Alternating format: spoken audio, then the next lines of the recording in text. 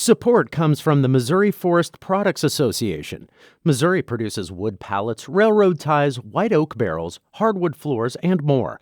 Details on the variety of products made in the state are at choosewood.com. This is St. Louis on the Air from St. Louis Public Radio. I'm Elaine Cha. I think it's a Jimmy John's now.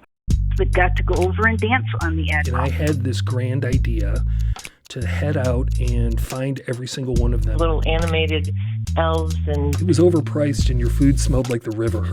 Back then, it was just a blue-collar bar. Washington, I believe. Right by the airport. Just east of the Loop. I could write a book on how many lost treasures are now the site of a Walgreens. Today, we're taking a little trip down St. Louis's memory lane and doing so with two guides. The first is the second edition of the book, Lost Treasures of St. Louis. It's a beauty with style and substance. In addition to having a new shape, this version's chock full of new, old treasures. That means our guide is one of the people who made the book and its first edition. That's St. Louis author Cameron Collins, who's with us in studio to talk about all things St. Louis treasure. Cameron, welcome back to St. Louis on the Air. Thank you. It's a pleasure to be here again. So Cameron, let's talk about the book and how we've gotten to this second edition. Why write a second edition? I think that the first one did really well, right? The first edition, I believe, the publisher, I don't think he wants to give me a big head, but I think that the first edition is at least one of the top hardcover bestsellers in their history. Okay. And the first edition was reprinted several times, and instead of reprinting it, Josh Stevens at Reedy Press approached me and said, what if we do a new one? Mm-hmm. And it took some convincing. Okay. Because it's an extraordinary amount of work to write a book like this. And we had some hiccups along the way. But fortunately, we decided also to bring in a co-author, Dennis Dillon, to help me out. And his input was invaluable. Okay. And I'm really happy with the result. It's I've been telling friends and family, it is far superior to the first book in many ways. So it's almost like a brand new thing. I think so. There's still a lot of the old treasures. There's lost treasures like the Admiral and the Coral Court. They're going to be in every edition of a book like this. But we were able to pull out some of the treasures that maybe didn't resonate with a lot of people. And of course, we have plenty of new treasures, unfortunately, that we could document. Yeah. So you mentioned hiccups. What were some of those along the way? Sadly, unfortunately, I cared for my mother for the last 5 years. She lived with me in my little house in Lindenwood Park, and she passed away in March of this year. Oh, I'm so sorry. And the book was due on June 1st. And so I was very delayed in getting things going. But thanks to Dennis and focus, we got it done. Yeah. Yeah. And there's a dedication that is to your mother, right?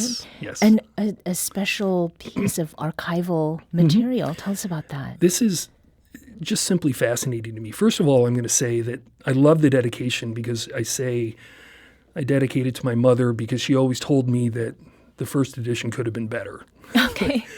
My mother was my biggest critic, but she adored me and she was proud of me. But she would say things like, "I don't like the image for this one. You need to replace that." So, but the remarkable story is, just a few days before the book was to go to print, I was going through some of her old scrapbooks and so forth for memorabilia for her funeral, and I lifted up a tote. And at the bottom of the tote, I found a vintage photograph of the Admiral, probably the most notable lost treasure of all. And as I flipped it over, I was stunned to see that this postcard, it was a postcard of the Admiral, had been sent to her in 1958 by her father. And her father, Roland Irwin Baker, is somebody I've never met. And so the first time I'm seeing his handwriting and I'm seeing him write to his daughter. He was traveling west to find work, and he writes to his daughter that this big fancy boat goes up and down the river, and maybe someday you will dance on its stage. And it just gives me shivers to think 50 years later, 60 years later, she would come to St. Louis and live here. Yeah. And did she, in fact, get to dance on that boat? The Admiral was long gone, but I will say she saw it when she visited me in my early years in St. Louis when it was a casino. That's how I remember the Admiral as a casino. Okay. And I never even knew about this postcard before that moment. And so right away, I was able to call, and we were able to get it into the book. Yeah. And so it's really just another thing that makes it really special. And really one of those things that maybe your mother would not have even thought to have looked for. No, she didn't even remember. She was only 14 at the time when she got the postcard. And it's amazing because like the postage is 2 cents but there's the Admiral. And I just love the fact also that my grandfather stopped in St. Louis and walked along the riverfront on his way he eventually settled in Denver and brought his family out. But yeah, it's a lot of feelings going on there. Yeah. So this book has many editions, over 130 of them. Yes. So the Admiral, you said, is one of those that is always going to be there regardless of how many editions come out hereafter. How was it that you and your co-author decided on what would go in and what would have to come out? Well, it actually was a little easier than it sounds. Really what we wanted to do was improve the overall look and design of the book. And in the first edition, there's quite a few stock images and so forth that, we couldn't find a good photograph for. But also, there were areas of St. Louis that were underrepresented.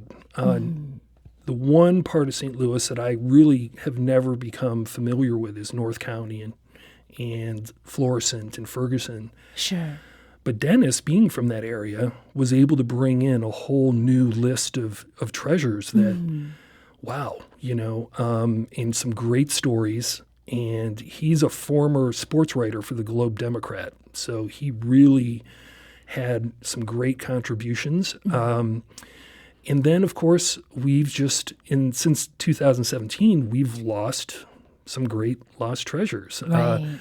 And, like even places like the Eat Right Diner, where I used to maybe have a slinger or two at 3 a.m. after a bar night, or, or Vin de Set, the restaurant that, recently burned down had a fire. And so we were able to add about 130 more new treasures, but we did pull out some that maybe didn't resonate with the first edition and so forth.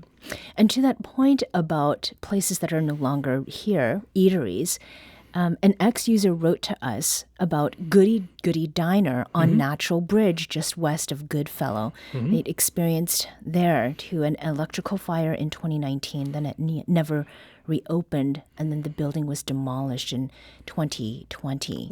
I didn't even know the building was gone. Wow. Yeah. Okay. So, I mean, as far as things that used to be that are no longer there, one of the things that kept popping up is that places that used to exist no longer are there, and they've been replaced by parking lots. So my joke is I could write a book on how many lost treasures are now the site of a Walgreens, the Parkmore Diner, Redbird Lanes, Carriage Bowl. Well, actually, I think that's now a total access or an urgent care. Okay. But in parking lots, sadly. And, as we're talking about this, there are other places around that are at risk of being turned into parking lots. Is there maybe an example of a place that's gone through a few different versions of, either a business, it's been converted to something else that sort of pop up in your mind, whether they're new or old ones from the first edition? Sure. Several come to mind right away. One that I'm really pleased about is the old YMCA building downtown that has now been converted into a stellar hotel. A restaurant? Yeah, and gallery. Right. And also it's right next door to the Campbell House Museum where I volunteer. But we also see St. Louis Center. I used to go to a Gold's Gym that was in there after the mall closed. Okay. There are examples. Even Eat Right today is now I think a kind of a trendy little restaurant of some sort. Yeah. I think it's Fleur STL is what it's called. Yes. Yeah. We want you to join this conversation. Is there a place from St. Louis's past that you miss or remember fondly?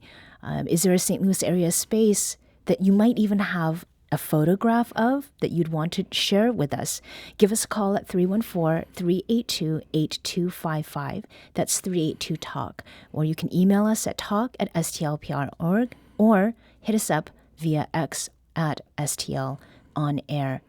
I brought up the thing about photographs, Cameron, because you'd mentioned the Campbell House as being a partner, I think, in the acknowledgments, a place where you got some archival material.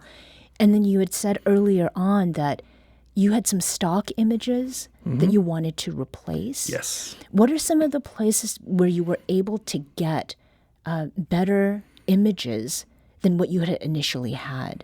Sure. A lot of those come from restaurants. Not a lot of people, take photographs of places where they eat, of course, or even imagine movie theaters theaters where they go to find, to see a show.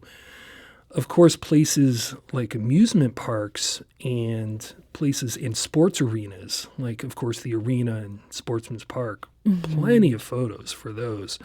But I always think of, there was a restaurant called The Lettuce Leaf that I could never find a photo for. Okay. Nobody's going to take a photo of a salad restaurant. Right. And so we had a stock image of a piece of lettuce in the first book. And so Dennis and I both worked to really improve the visual aspect of the book.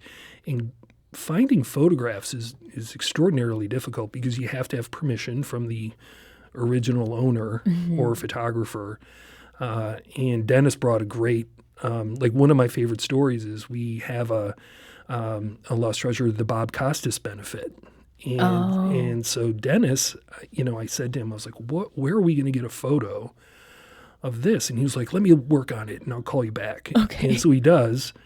And I'm like, where'd you get it? And he's like, I called Bob Costas. And I was like, what? Oh, yeah, easy. Oh, my gosh. Yeah. So he had some connections. And so he's like, called Bob up and said, hey, can we use one of your photos? And he did. Yeah. So, yeah. So before we move on, you mentioned the Arena. Ryan Coleman on X writes, the old Arena is one of the ones that he remembers. And that was the St. Louis Arena by Forest Park that opened in 1929 and closed in 1994. A lot of events took place there. Tell us about that. Yeah, and that's another one that will, if I were to rank the Lost Treasures, it's going to be up there. And I'll even tell you, when I first moved to St. Louis, I lived in Dogtown, and I remember one day seeing thousands of people file by my apartment to go watch the demolition of the arena. And it was a moving day for a lot of people. But of course, as that gentleman notes, it wasn't just hockey at the arena. It was a site of air shows and garden shows, and Arena Bowl was nearby. And of course, soccer teams played there. So it was a center of St. Louis life for years. And not just in human form. It hosted livestock shows. Yes. Right? In its early days. Yeah. And then was the home of the St. Louis Blues from 1967 to 1994. And for a time, it was known as the Checker Dome. Yeah. What are the checkers about? I believe it's due to Purina's. I don't recall off the top of my head, but I believe they owned the Blues for a while. Somebody in the audience may be able to give specifics. Sure, corroborate that. So, as far as restaurants go, because that is a place where you said it was hard to get photos, but it's people are going there very frequently, sometimes for special occasions. We had a note from someone who said that hot tortillas at the Casa Grill, which was the Casa Gallardo grill in the Galleria, is in there. And you mentioned Casa Gallardo in the book. It had multiple locations? It did, and it was a St. Louis, originated in St. Louis, and expanded from here. But of course, I even remember going to the Galleria location, once again, another example of, there are single instances of restaurants and so forth. But as we see today, St. Louis has been the home of much larger chains such as Panera and so forth. Right.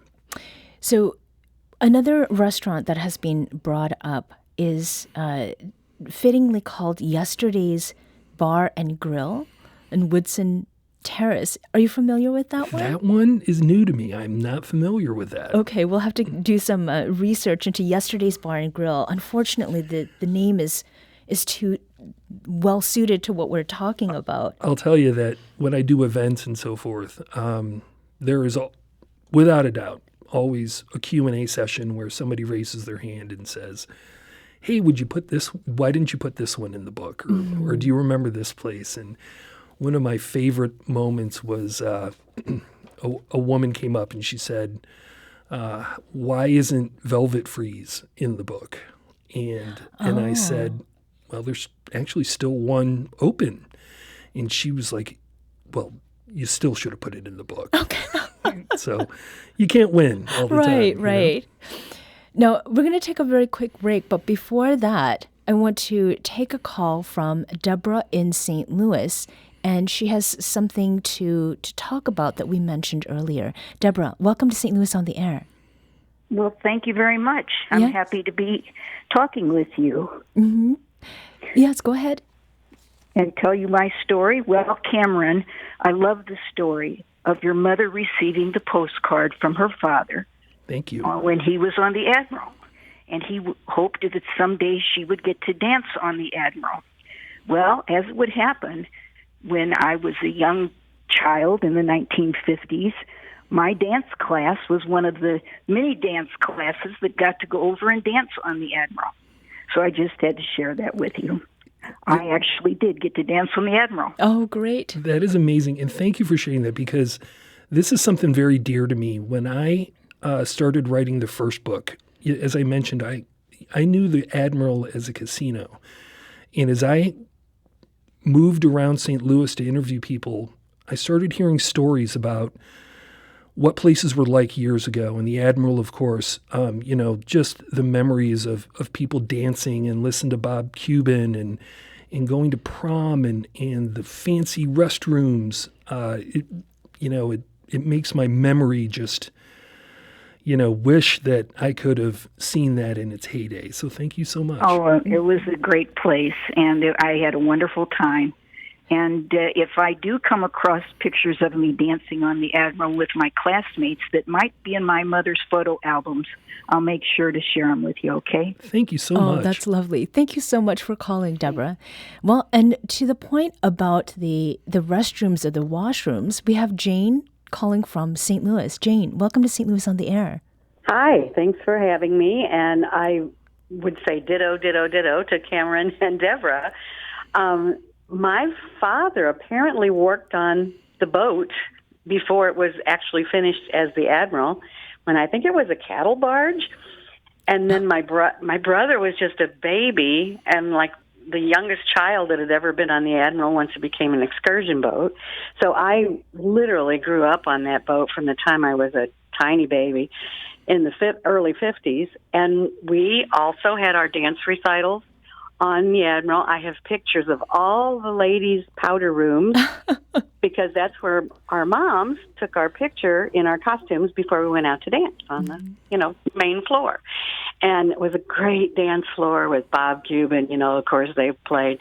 And it was air conditioned and it was huge. And I remember the big lounge chairs and the penny arcade and the calliope. We'd run up to the top and listen to it, especially going under the bridge where it would echo all over. It was just the most magical place. And I cried when it went down the river, when it was sent away. And when it came back as a hull, pretty much, I could smell it. I could actually smell that boat. And I cried again. Oh. I'm crying right now. Oh. Oh, Jane, thank you. Jane, Thank you. thank you. And You and Deborah, I should have interviewed you for the book. Yeah, well, I'm available. Jane, thank you so much for calling. Thank you so much for taking my call. We're going to take a quick break, but we'll be back very shortly to continue this conversation. This is St. Louis on the Air on St. Louis Public Radio.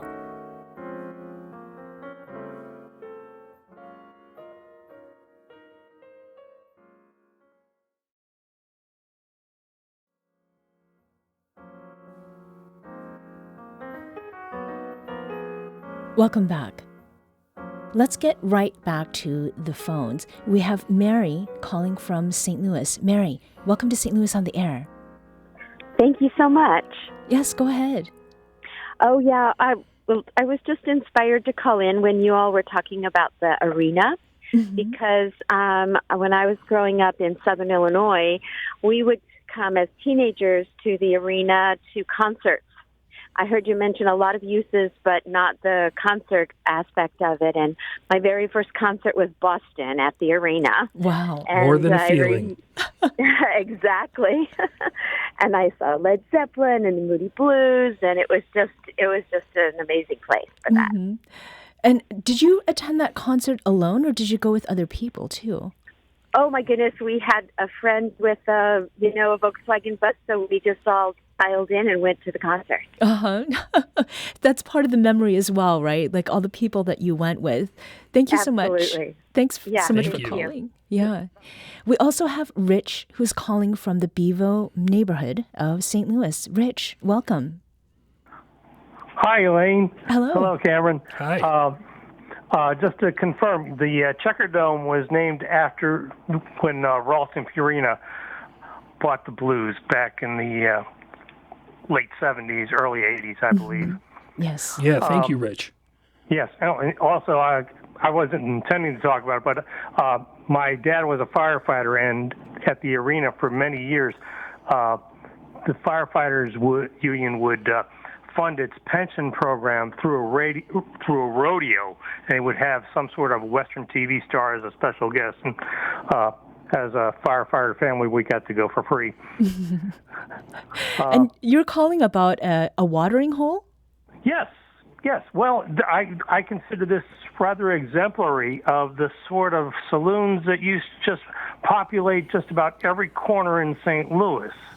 This place was called Thermer's. It was located at Cherokee and Compton, and it was kind of a higgledy-piggledy place.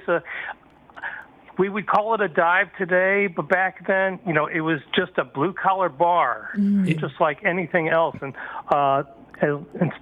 it was open well into the 80s, and before long necks became disposable, they would serve beer out of returnable long neck bottles.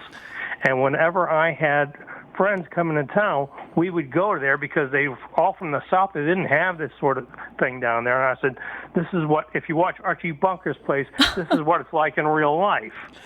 Rich, I'll tell you, Thermer's is in the first edition, but I hate to say this, but it was pulled because I could never find a good photograph of Thermer's. But I can also tell you, you may know this as well, Thermer's is often considered the very first sports bar in St. Louis.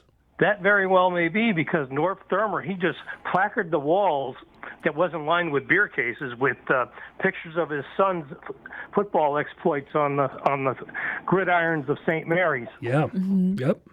And thank you so much for calling, Rich. Cameron, are there other bars that made it in this edition that were not in the first? Sure. The Way Out Club. Yes. Yeah.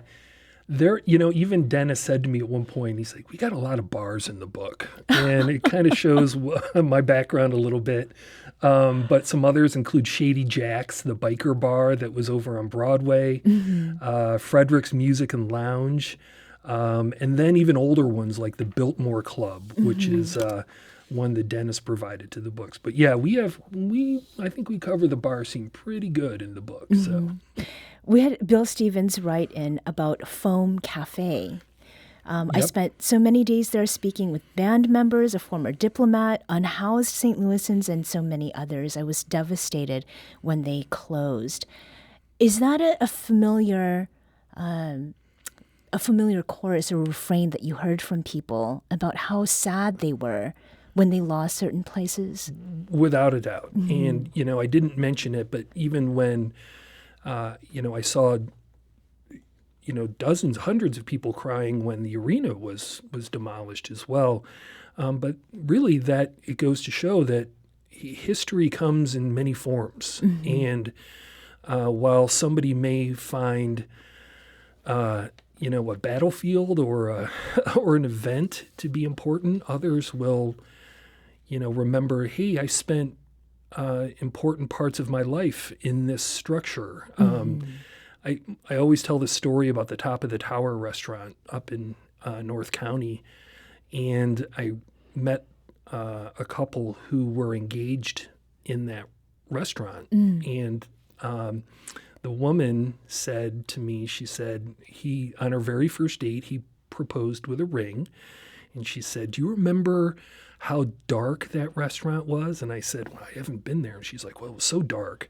I didn't say yes until I went outside and could make sure that the ring was real. Oh, gosh. So, that's where memories are created. And just like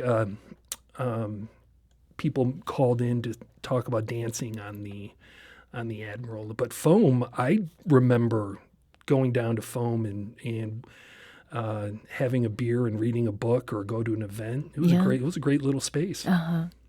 Speaking of restaurants, another one that was at the top was a revolving restaurant at the top of the Millennium Hotel.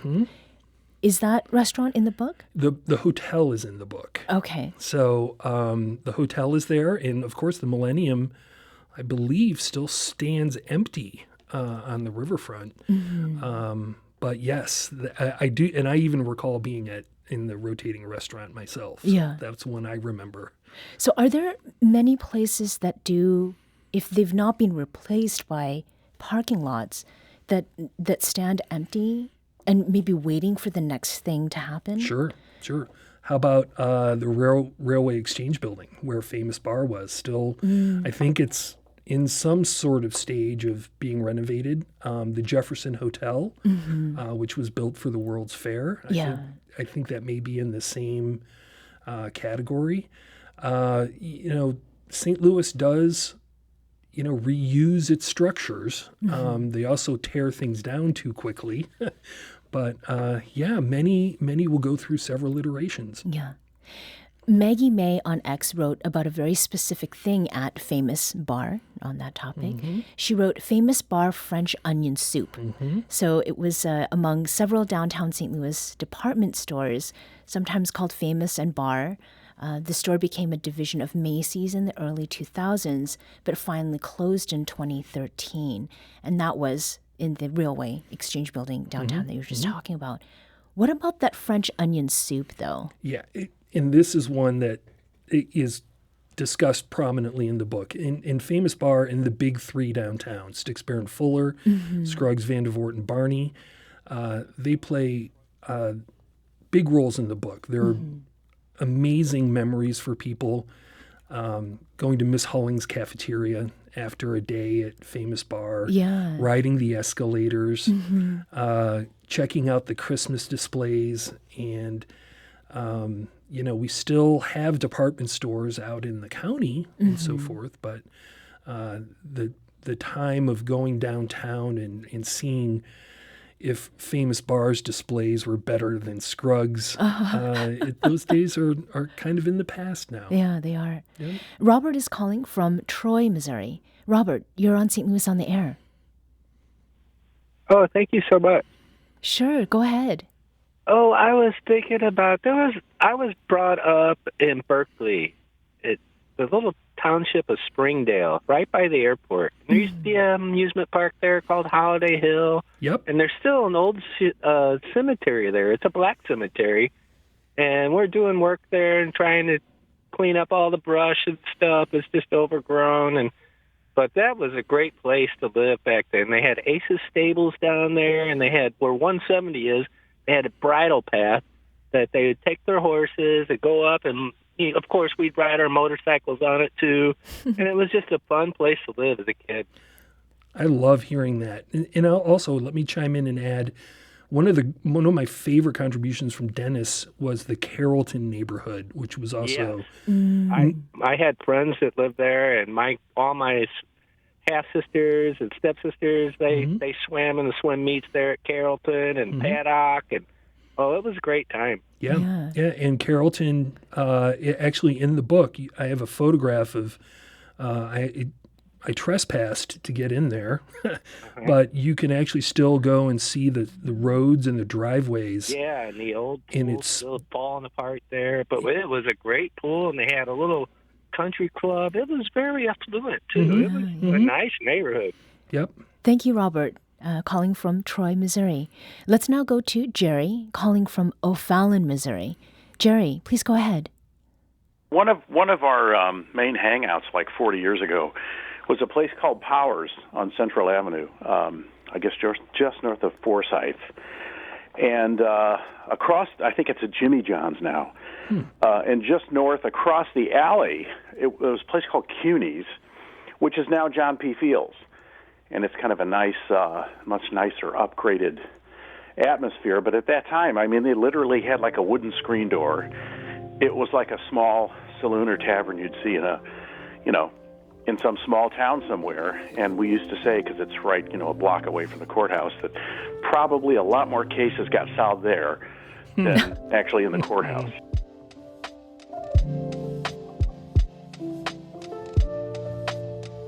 We're going to take a very quick break here. We'll be back in just a minute. This is St. Louis on the Air on St. Louis Public Radio.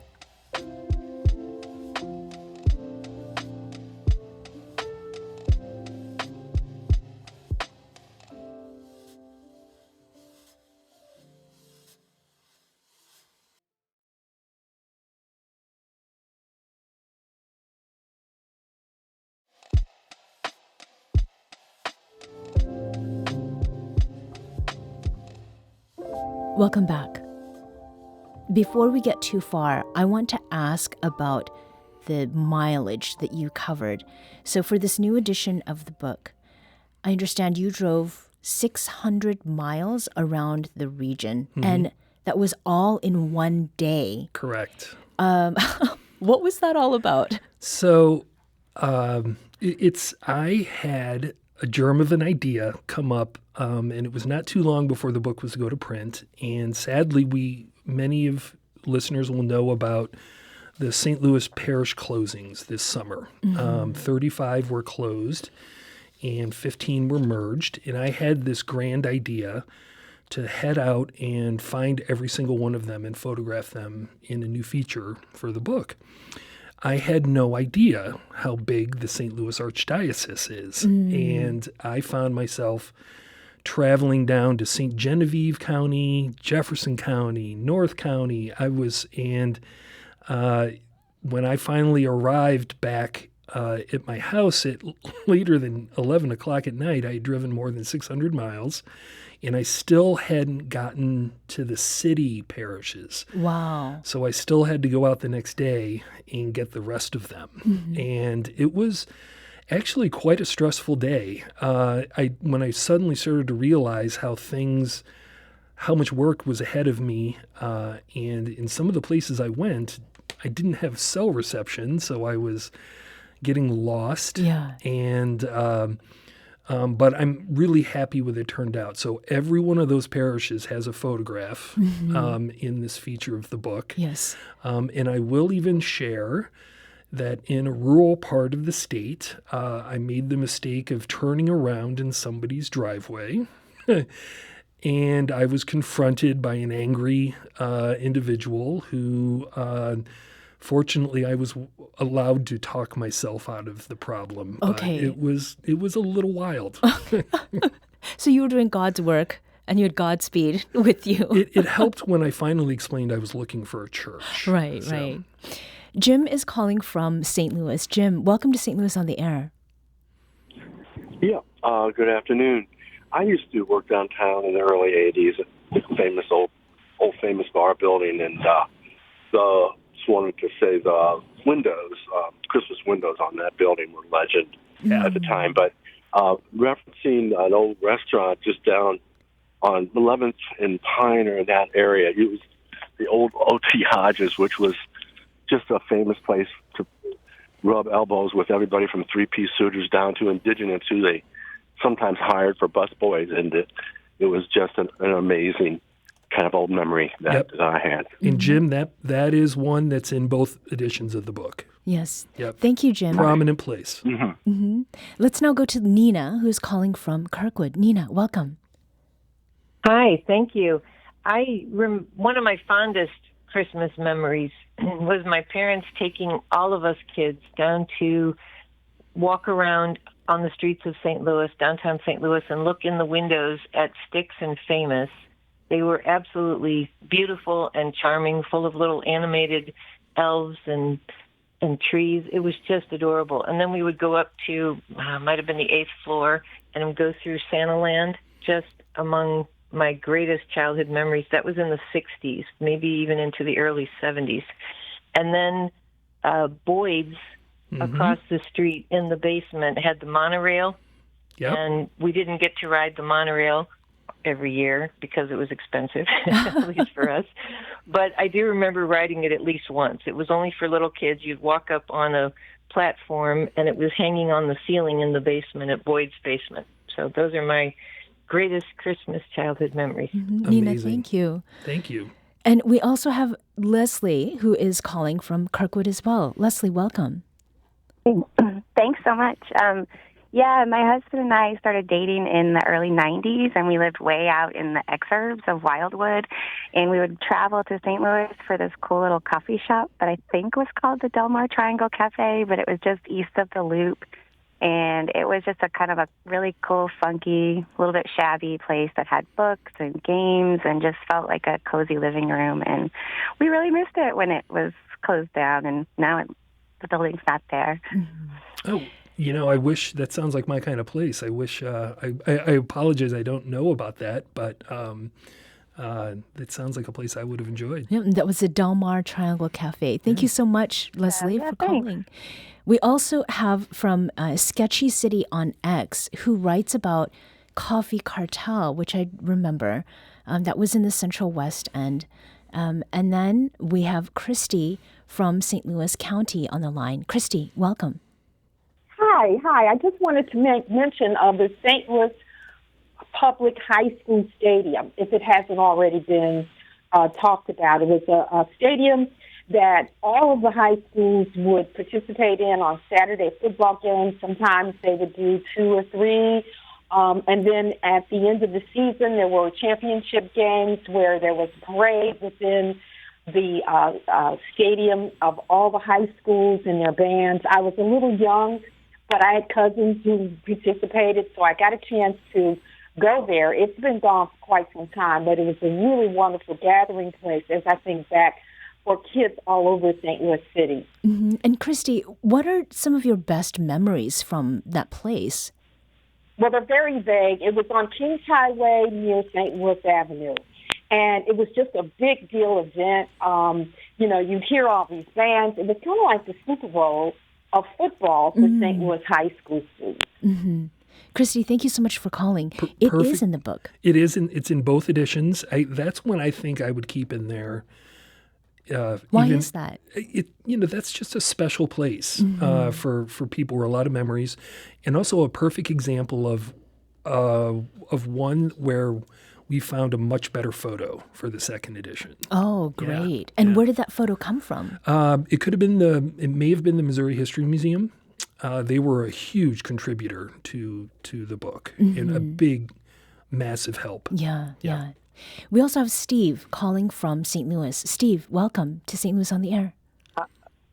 Hello, thank you for having me on. One of my fond memories from the early 80s was toward the end of the disco era was a nightclub for under 21-year-olds called Animal House. Oh. And that's where everybody would go to enjoy disco music when you weren't old enough to drink. And they had non-alcoholic beverages for everybody. And it was just a fun time for all the kids in the St. Louis area to gather. Mm-hmm. Thanks, Steve, for sharing that. We've talked about clubs for people who are younger, so it's great to hear about that one. We also have Susan, who is calling from University City. Susan, please go ahead. Hi. Yeah. Can you hear me? Yes. Go ahead. Oh, I was calling about the Beaumont building, which was on Washington, I believe, right near Grand. My father had an office there. He was a surgeon, and I was away from St. Louis for about 25 years. When I returned, the Beaumont building had disappeared. And I believe the Pulitzer, or I'm not sure what, was in its place. It made me very sad. It was a beautiful building. And is it in your book or what? And also around the corner was Pope's Cafeteria, where we would go, and Woolworths and Garavelli's, which was a wonderful place to eat. So can you tell me a little about what happened to the Beaumont building? And Susan, thank you. Thank you. And I will say, however, all the other places you mentioned, Pope's and Garavelli's, they're in the book. But Beaumont is not. I apologize. We do have an architecture section, but limited space, and that's one that I'll have to look into. But unfortunately, I do not know the reason or why it was demolished. We have another user on X who is talking about Riverboat McDonald's, also known as the Floating McDonald's. And our executive producer was talking about being on that boat as a child and getting the scent of the river along with the meal. So that's exactly when I would, and of course the Floating McDonald's is in both books. However, every time I mention that in an event, somebody will say, I loved the Floating McDonald's, and somebody else will say, it was overpriced and your food smelled like the river. So, lost treasures bring various opinions. So, right. But you can't deny it was a better time for our riverfront back then. We even had a floating Burger King for a while. Oh, okay. And that's just one of my things. I wish we still had boats and excursion boats and things like that on the riverfront. We're going to take one more call from James, who is in Belle Noire. James, welcome to St. Louis on the Air. Thank you. Trio Restaurant used to set down at Brown Road and Natural Bridge, and it went all the way across that island area. And my mom used to work there. Oh. What was the name of it again, sir? Trio Restaurant. I'm not familiar with that one. I apologize. Maybe I'll have to start digging into version 3. It goes back a ways. I was a child when my mom worked there. Also, Cicero's Restaurant. Of course. Yes. Which was right around the corner from the Wedge Cafe. Yep, and that is in the book. And Ace Stables is still at Natural Bridge and 170. Thank you so much for calling, James. One of the things that I wanted to make sure I asked you, you moved here in the 90s. Mm-hmm. So there are lots of places that you learned about that you did not have firsthand knowledge of. You'd never seen them. The vast majority, I would say. Yeah. And, this hour has just flown by. Is there anything that you had a personal relationship with over the time that you've lived here that is in this book, that you have really fond memories of yourself? Wow, that's a question I have not really considered. I think when I wrote the book, I didn't want to put a whole lot of Cameron in there. I wanted to focus on people who actually lived here and so forth. But definitely there are places, and people have asked me, what if you could go back in time, what are the treasures you'd want to see? And I say things like, I would have loved to try a Falstaff beer or to meet Phil the gorilla. I'm a big animal lover, so the animals in the zoo, like Miss Jim and so forth, were very special to read about and learn about, even if I didn't see them in person. Mm-hmm. So you do have a number of upcoming events. We'll put a list of those on our website. But what are some of the ones that are coming up? So currently, Wednesday, I will be at Ladue Pharmacy signing books. And then on the 10th and the 17th, I'll be signing books at the City Foundry holiday pop-up. And Dennis has an event at Oasis coming up. I believe that's also Wednesday. Okay. And in terms of events where we will do presentations, we're still booking, and I will get those to you as well. And those are where we actually do a slideshow and tell a lot of the zany stories that I've touched on a little bit here today. Right. As you drive around and you look at places, do you ever think about what is at risk of becoming a lost treasure? Constantly. Yeah. St. Louis is such a unique city. It's one of the most historically significant cities in American history, and I talk about that in the book as well. It's just a very, there are a lot of places here that are in danger of disappearing, and some of them are on purpose, and some of them are not. So, but there's a lot of great organizations in the city working to keep, things around. Yeah. So, and I appreciate them. In this last minute or so, the dedication again is to your mother. In terms of the responses that you've gotten to this second edition, is there one that stands out that you think would really please your mom? Wow, that's a great question. I think Mom would just be proud of the fact that I am an author in a city that I was not born in, and I kind of and she's just was always so supportive of me.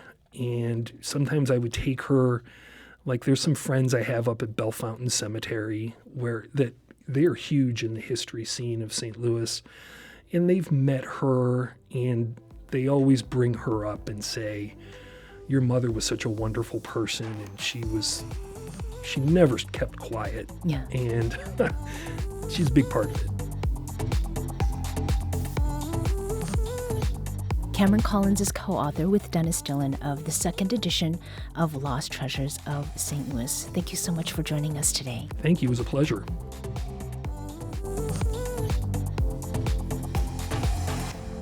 This episode was produced by Elaine Shaw, with our executive producer, Alex Hoyer.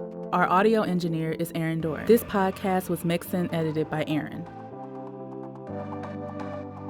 St. Louis on the Air is a production of St. Louis Public Radio.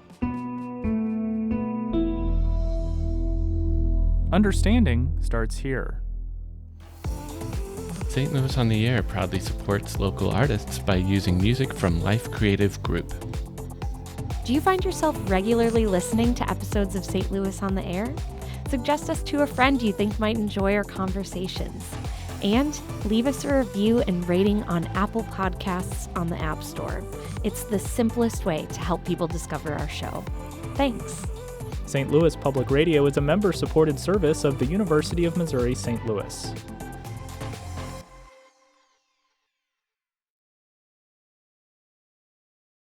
Support comes from Missouri Forest Products Association, committed to sustainable and sound conservation of the state's forests, which support more than 41,000 Missouri jobs, resulting in a $10 billion industry.